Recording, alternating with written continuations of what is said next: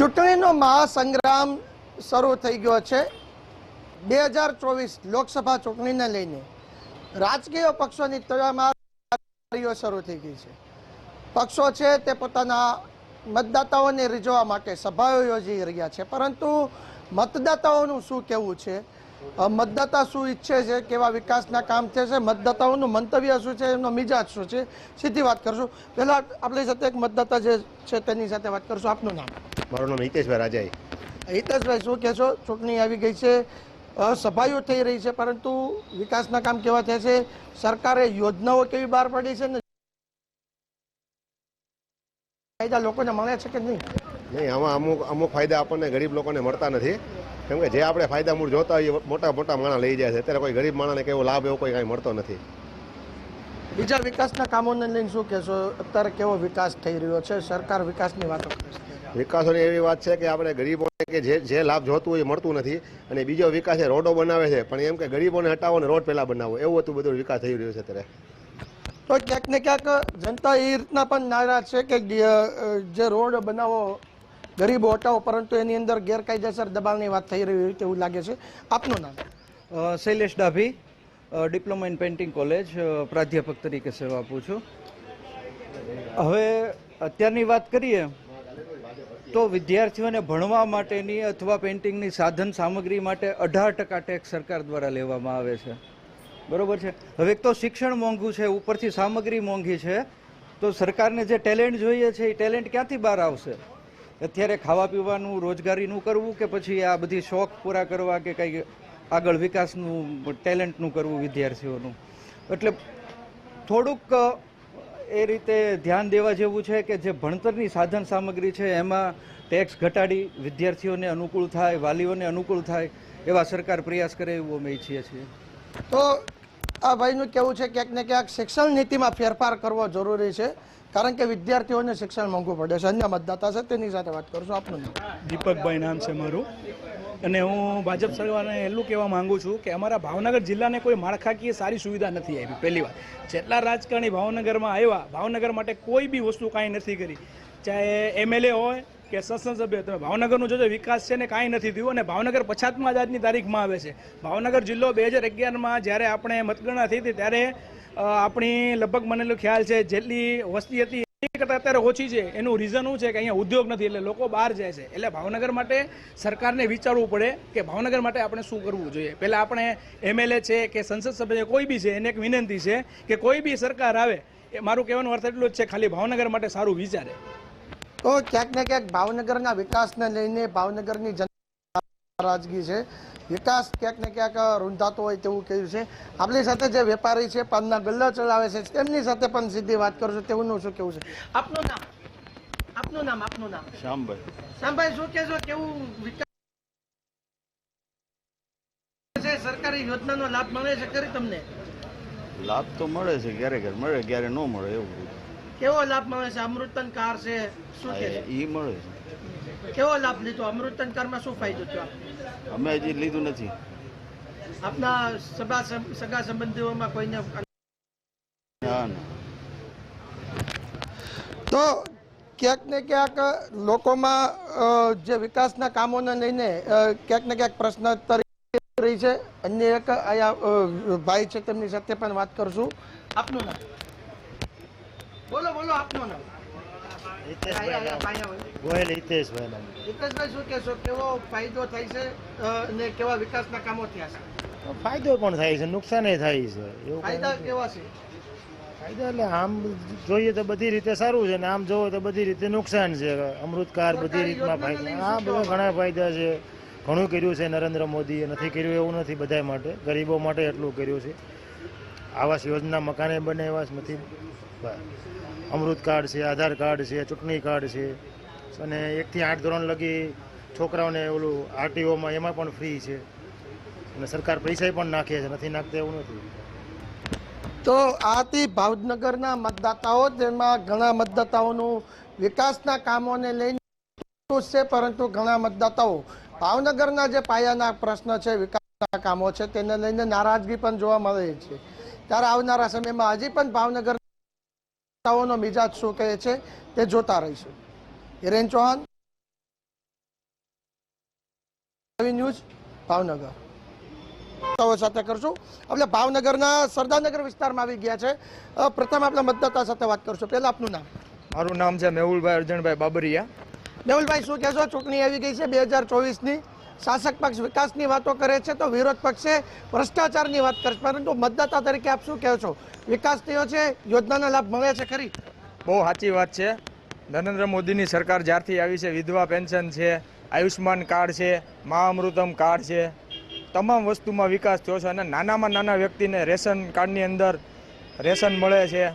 ઘણા બધા લાભ એવા છે કે જેનાથી નાના વ્યક્તિને લાભ મળે છે. જેમ કે તમે કોઈ પણ પ્રકારની લોન લ્યો ધંધા હાટું તો એમાંય સબસિડી મળે છે. અને આ ચૂંટણી એવી છે, રાષ્ટ્રીય લેવલની ચૂંટણી છે. રામ મંદિર છે, 370ની કલમ છે, CAA છે, સિવિલ કોડ છે. એટલે આ ચૂંટણી એવી નથી રોડ રસ્તાની ચૂંટણી નથી, આ રાષ્ટ્રની ચૂંટણી છે. એટલે મારું કહેવાનો મતલબ એવો છે કે રાષ્ટ્ર લેવલની ચૂંટણી હોય ત્યારે નાના મોટા પ્રશ્ન હોય એ સાઈડનો સવાલ છે. રોડ રસ્તાના કામે ઘણા બધા ભાજપ સરકારની અંદર થયા છે. તમે જુઓ ચારે બાજુ રોડના કામ ચાલુ છે. ધોલેરાથી જે રોડ બને છે એનો કામ પણ ચાલુ છે ભાવનગરનો.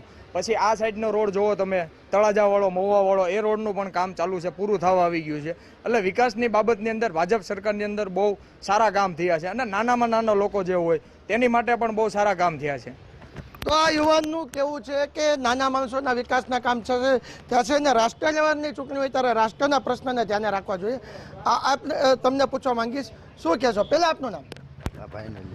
તો નથી કાકા કઈ બોલી શકતા, આપણે અન્ય એક ઉમેદવાર આયા મતદાતા છે તેની સાથે વાત કરશું. પહેલા આપનું નામ. નિકુલ કાનાભાઈ અલગોતર.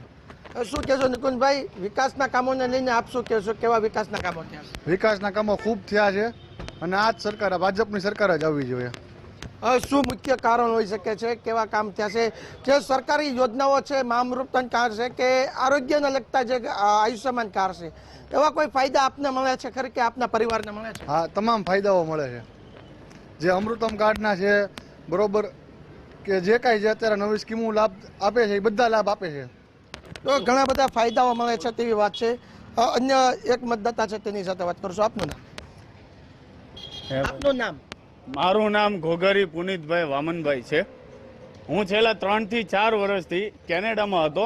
આજે હમણાં છેલ્લા 3 મહિનાથી અહીંયા આપણે ઇન્ડિયામાં આવ્યો છું અને જોઉં છું કે આપણે જ્યાં જોઈએ ત્યાં બધે વિકાસના કાર્યો બહુ ઝડપી થઈ રહ્યા છે.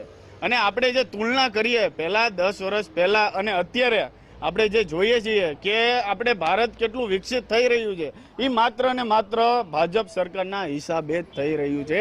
અને હું નમ્ર વિનંતી બધા ભારતવાસીઓને કરવા માંગુ છું કે વોટ કરો તો ફક્ત ને ફક્ત ભાજપ, ભારતીય જનતા પાર્ટીને કરો. બીજા અન્ય કોઈ પદવાળા કોઈ વસ્તુ, કોઈ વ્યક્તિઓને ન કરો. શું કરો કહેશો કે તમે કેનેડાથી આવ્યા, જ્યારે ગયા ત્યારે અને અત્યારનો જે ભાવનગરનો જે વિકાસ છે કેટલો ફેર બદલો લાગ્યો છે? ઘણો સાહેબ, ઘણો ફેરફાર મેં જોવા મને મળ્યો છે. અને હું હમણાં થોડાક ટાઈમથી હું આપણે દ્વારકા ને ન્યા બધે જઈ ગયો હતો, સોમનાથ ને ન્યા બધે બહુ એટલે બહુ વિકસિત કામ બહુ જ થયા છે હરેક જગ્યાએ. છેલ્લા 10 વર્ષમાં હું તમને એમ કહું, આપણે ગુજરાતનો, ભારતનો આખો નકશો બદલી નાખવામાં અને હરેક ક્ષેત્રમાં ખૂબ મહેનતથી કામ કરવામાં આવ્યું છે.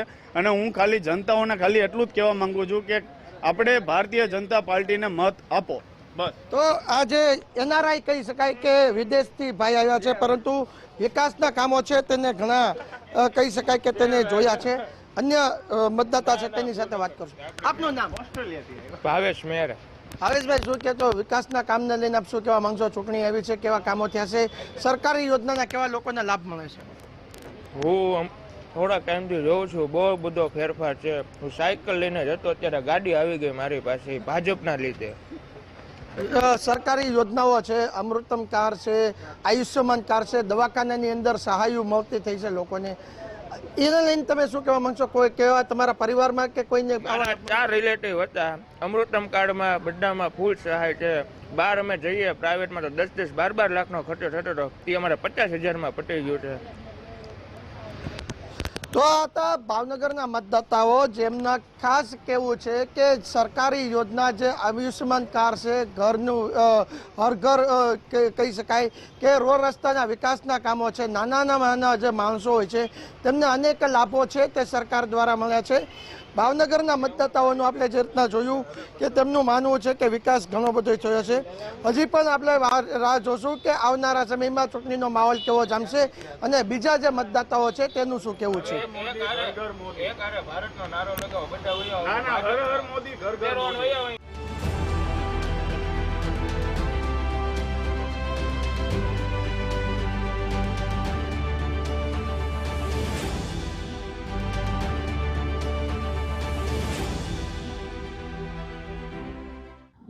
લોકસભા 12 ની જે ચૂંટણી છે, જામનગરની અંદર જે લોકસભા 12 જામનગર અને દેવભૂમિ દ્વારકાની જે ચૂંટણીનો જંગ ચાલી રહ્યો હોય ત્યારે જે આપણી સામાન્ય જે જનતા છે, પબ્લિક છે, તેની સાથે જે ખાસ જે વાત કરીએ કેવી જે વિકાસ છેલ્લા 2 વર્ષની અંદર અને આગામી જે સાંસદની ચૂંટણી આવી રહી છે, કેવા જે ઉમેદવાર હોવા જોઈએ અને કેવા પ્રકારના કામ થવા જોઈએ. તો ખાસ કરીને આપણી સાથે જે અત્યારે બિઝનેસમેન જોડાયા છે તેમની સાથે જ વાત કરીએ કેવા પ્રકારની વિકાસની જરૂર છે ને શું આગળની જે વિકાસ માટેની પ્રક્રિયા કરવામાં આવશે.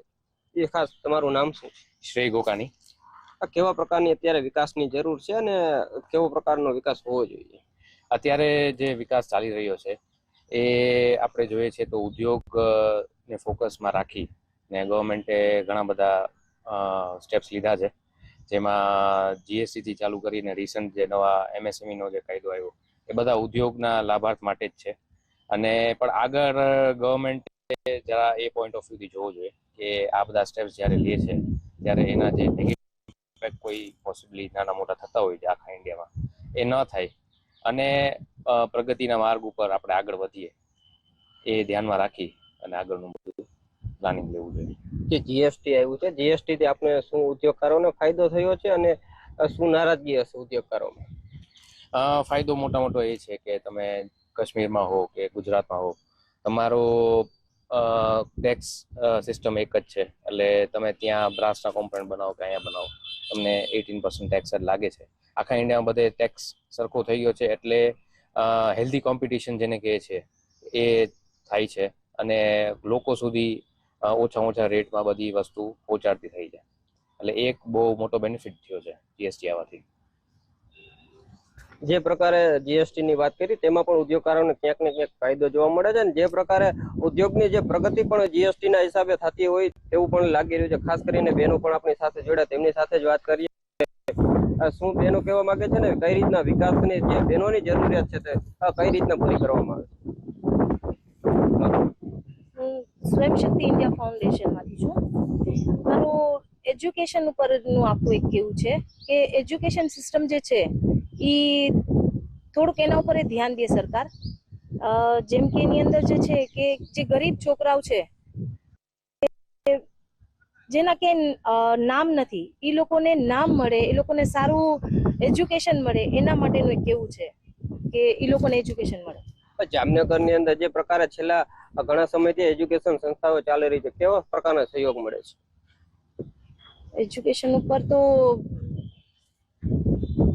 એટલું તો કઈ નથી મળતું એવું લાગતું, જેનાથી સંતુષ્ટ છે લોકો એવું અમને નથી લાગતું.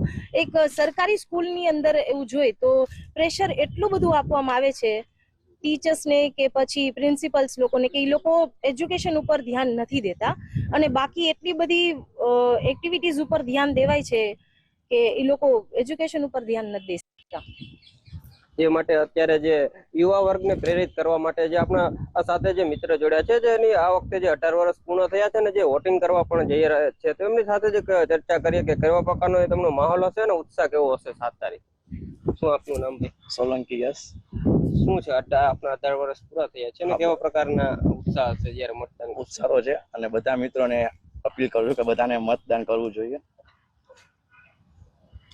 આપનું પણ શુભ નામ જણાવો અને આપને કયા પ્રકારના વિકાસની જરૂર છે? દેવભૂમિ દ્વારકાથી લઈને જામનગરના ખૂણે સુધી જે વિકાસ થયો છે, કેવા પ્રકારનો વિકાસ થયો છે? મારું નામ સંગમ ગોકાણી છે અને સોલારનો બિઝનેસ છે તો એનું લક્ષીને એક વાત કહીશ કે સરકારે બહુ સારા પગલાં લીધા છે. ગ્રીન એનર્જી તરફ, ક્લીન એનર્જી તરફ સબસિડીઝ આપે છે. છેલ્લા 2016થી ગુજરાતમાં સબસિડી મળે છે. એના કારણે ઇન્ડિયનાઇઝેશન થયું છે. ગવર્મેન્ટની અમુક પોલિસીસના કારણે ઇન્ડિયામાં સારી સારી ફેક્ટરી આવી છે.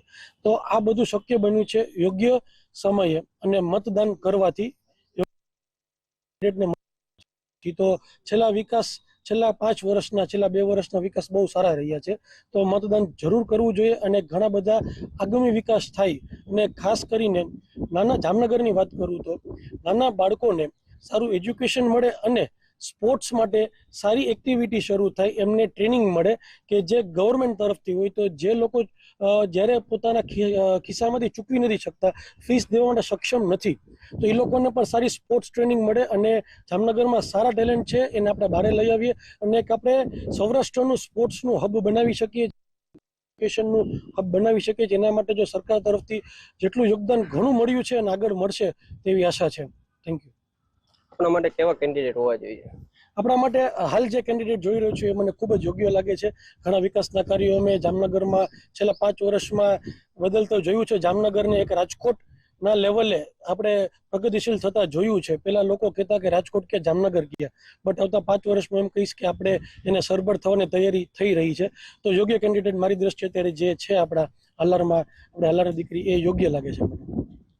જે પ્રકારે જે અત્યારે કેન્ડિડેટ છે જે યોગ્ય હોય તેવું લાગી રહ્યું છે અને જે પ્રકારે તેમનો વિકાસના જે કામ કર્યા છે તેનાથી પણ લોકો સંતુષ્ટ હોય તેવું ક્યાંક ને ક્યાંક લાગી રહ્યું છે. જે આપણે એક બહેનો પણ જોડાયા છે, તેમની સાથે જે વાત કરીએ કે જે દ્વારકાની અંદર જે સુદર્શન બ્રિજ બન્યો છે, સુદર્શન બ્રિજને લઈને લોકોને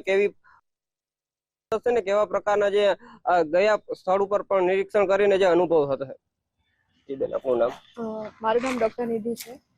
તમે વાત કરી સુદર્શન બ્રિજની, તો પહેલાની સરખામણીમાં અત્યારે લોકોનો જે પ્રવાસીઓ દેવભૂમિ દ્વારકા જિલ્લામાં અત્યારે જે જગ્યા જાય છે, તો પ્રવાસન સ્થળ તરીકે દેવભૂમિ દ્વારકા જિલ્લાનો વિકાસ અત્યારથી જે શરૂ થઈ ગયો છે એ આવનારા વર્ષોમાં ખૂબ જ ઊંચાઈએ પહોંચશે. અને પહેલાના સમયમાં એવું હતું કે અમુક લોકો ફેરી બોટ દ્વારા નહોતા જઈ શકતા, જે લોકોને પાણીમાં ડર લાગતો હોય અને એવા અમુક કારણો હતા કે જે બેટ દ્વારકામાં દ્વારકાધીશના મંદિરમાં દર્શન કરવા માટે નહોતા જઈ શકતા. એ લોકોને અત્યારે ઘણો બધો લાભ મળે છે. વાહન વ્યવહાર થોડોક વિકસિત થયો છે, તો એનાથી પણ ત્યાં પ્રવાસન ઉદ્યોગનો ઘણો બધો વિકાસ થયો. એ પહેલાની સરખામણીમાં દેવભૂમિ દ્વારકા જિલ્લો અત્યારે એમ કહીએ ને તો એક વિકાસની બહુ સારી રાહ ઉપર છે. જે પ્રકારે દેવભૂમિ દ્વારકાનો વિકાસ તો થયો છે તે પ્રકારે પ્રવાસીઓ માટે પણ ખૂબ એક આનંદની લાગણી છે. જે પ્રકારે શિવરાજપુર બ્રિજ પણ જે દ્વારકાની અંદર જે અત્યારે જે ગોવા જેવું પણ તેમના એક નજારો આપવા જઈ રહ્યા છે, તે પ્રમાણે જે અલગ અલગ જે વિકાસના કામો તો થયા છે, પણ અલગ અલગ સુવિધા અને જે લોકોમાં સંતોષકારક સુવિધા પણ જોવા મળે છે. તે પ્રકારે જે આપણે બેનો સાથે વાત કરીએ કે જે દ્વારકાની અંદર અલગ અલગ જે સ્થળ આવેલા છે તે કેવા વિકાસની જરૂરિયાત છે? મારું નામ કૃષાલી સંઘાની છે. તમે વાત કરી કે દ્વારકામાં વિકાસના સ્થળનું કઈ રીતના થયું છે, તો ઘણો વિકાસ થયો છે. જેમ કે શિવરાજપુર બીચ છે, નાગેશ્વર બીચ છે, એ ઘણી બધી પ્રગતિના માર્ગે જાય છે અને ફેસિલિટીઝ બી ઘણી ત્યાં પ્રોવાઈડ થાય છે લોકોને. બટ મારું મેઇનલી કહેવાનું એ છે કે મેડિકલ કોલેજીસ અને મેડિકલ હોસ્પિટલ્સ, એમાં બી ઘણી ફેસિલિટીઝ પ્રોવાઈડ થવી જોઈએ. જેમ પ્રાઇવેટમાં થાય છે એવી રીતના ગવર્મેન્ટમાં બી પ્રોવાઈડ થવું જોઈએ. એમ લાઈક ગવર્મેન્ટને એવી ઘણી પોલિસીઝ બહાર લઈ આવવી જોઈએ અને ગવર્મેન્ટમાં જે લોકો ત્યાં કામ કરે છે એ લોકો એટલું ધ્યાન નથી આપતા. નો ડાઉટ એ લોકો વર્ક કરે છે, બટ થોડું વધારે ધ્યાન આપે તો જે પ્રાઇવેટમાં લોકોને ફેસિલિટીઝ મળે છે એવી ગવર્મેન્ટમાં બી લોકોને મળી જાય તો પ્રાઇવેટમાં જવાની જરૂર જ ના પડે. તો લોકોને એમાં ધ્યાન આપવું જોઈએ. આમ જનતાને કેવા પ્રકારની હોસ્પિટલની જરૂર છે ને કેવા પ્રકારના જે હોસ્પિટલ તો હોય છે, પણ ક્યાંક ને ક્યાંક લોકો જે અને પૂરી સગવડ નથી, ક્યાંક ને ક્યાંક નારાજ પણ ઘણા લોકો થતા હોય છે. એટલે મેઇનલી જો ગવર્મેન્ટમાં એ લોકોને એટલી ફેસિલિટીઝ ને બધું મળી જાય તો એ લોકોને પ્રાઇવેટમાં જવાની જરૂર જ ના પડે. તો ગવર્મેન્ટમાં એટલું પ્રોવાઈડ થવું જોઈએ. એમ જે પ્રકારે હોસ્પિટલની પણ વાત કરવામાં આવી, જે જામનગરની અંદર જે સૌરાષ્ટ્રની જે ગુરુ ગોવિંદસિંહ હોસ્પિટલ છે, ક્યાંક ને એમાં સુવિધા તો પૂરતી મળતી જ હોય છે, પણ જે છેવાડો જે દ્વારકાથી લઈને ક્યાંક જે ઇમરજન્સી આવવું પડતું હોય છે, તો દેવભૂમિ દ્વારકાની અંદર પણ જે હોસ્પિટલનો વિકાસ થાય અને ત્યાં પણ સારી જે સુવિધા મળે તો ત્યાંના લોકોને પણ જે મુશ્કેલી છે તેમનો સામનો ન કરવો પડે, તે માટેની પણ અલગ અલગ સુવિધાની જે માંગણી કરવામાં આવી રહી છે. જે પ્રકારે અલગ અલગ સંસ્થા જે જોડાય છે તેમની પણ જે વાત કરીએ કે કઈ પ્રકારની જે સંસ્થાઓ ચાલી રહી છે અને સંસ્થાઓ દ્વારા શું સેવાકીય કામ કરવામાં આવે. નમસ્તે, મારું નામ હરદીપ છે. વાત આપણે જે અત્યાર સુધી જેટલા લોકોએ કરી એમાં કહીએ કે વિકાસની વાત જે કરતા હતા, વિકાસમાં ઘણા બધા પાસાઓને જોવામાં આવે છે. એમાંથી એક છે રોજગાર. એટલે રોજગારની જે વાત કરીએ આપણે તો જામનગર ને દ્વારકા જે લોકસભાની જે સીટ છે એના માટેની વાત કરીએ કે તક છે, રોજગાર મળે છે, પણ હજી જો એવો રોજગાર નથી મળતો. એટલે લોકો જામનગરથી રાજકોટ, અમદાવાદ એવી જગ્યાએ જવું પડે છે પરિવારને મૂકીને. અને ઘણા લોકો છે એબ્રોડની પણ પ્રિપેરેશન કરતા હોય છે. તો એમાં એક વિચાર છે જે અમે ગ્રાઉન્ડ લેવલે કામ કરતા હોઈએ છીએ વોલેન્ટિયર્સ અમારા જીવનમાંથી ટાઈમ કાઢીને. તો એવું કરી શકીએ જેમ મારા એક મિત્ર છે એમને કીધું કે સ્ટુડન્ટ એક્સચેન્જ પ્રોગ્રામ ચાલતા હોય છે, એવી રીતે એમ્પ્લોઈઝ એક્સચેન્જ પણ થઈ શકે. એનો મતલબ શું છે કે તમે જામનગરમાં એવું એક સંકલન બનાવો કે જેમાં જે સંસ્થાઓ જે રોજગાર માટે યુવાઓ જે લેબર વર્ક કરતા હોય, અનસ્કિલ્ડ હોય, સ્કિલ્ડ હોય, એ લોકોનું ડેટાબેઝ ને એ લોકોનું ગેધરિંગ કરે. અને તમારી પાસે બ્રાસપાટ જેવી ઇન્ડસ્ટ્રીઝ છે કે જેના કસ્ટમર્સ ઓલરેડી એબ્રોડમાં છે અને ઇવન જામનગરના એનઆરઆઈસ પણ ઘણા એબ્રોડમાં છે. તો એ લોકો પાસેથી જોબ ઓપોર્ચ્યુનિટીઝ જે ફોરેનમાં છે એને એક આઈડેન્ટિફાય કરીને ઉમેદવારે એવું કરવું જોઈએ, કેન્ડિડેટ જે સિલેક્ટ થઈને આવે છે કે એ બધાનું એક સંકલન બનાવે. એટલે અહીંથી જે યુવા છે એ કમાવા જશે ડોલરમાં અને ડોલરમાં કમાઈને પ્રોજેક્ટ કમ્પ્લીટ કરીને અહીંયા આવશે. તો એનાથી શું થશે કે એક તો ફોરેન કરન્સી આવશે આપણી કન્ટ્રીમાં, સાથે સાથે અહીંનો જે યુવા છે એ વધારે કમાશે અને બચત વધારે થશે. તો જામનગર ડિસ્ટ્રિક્ટના અલગ અલગ ગામડાઓમાંથી લોકોને ચૂનીને આવી રીતના મોકલવા જોઈએ અને પાયલો પ્રોજેક્ટ કરવો જોઈએ.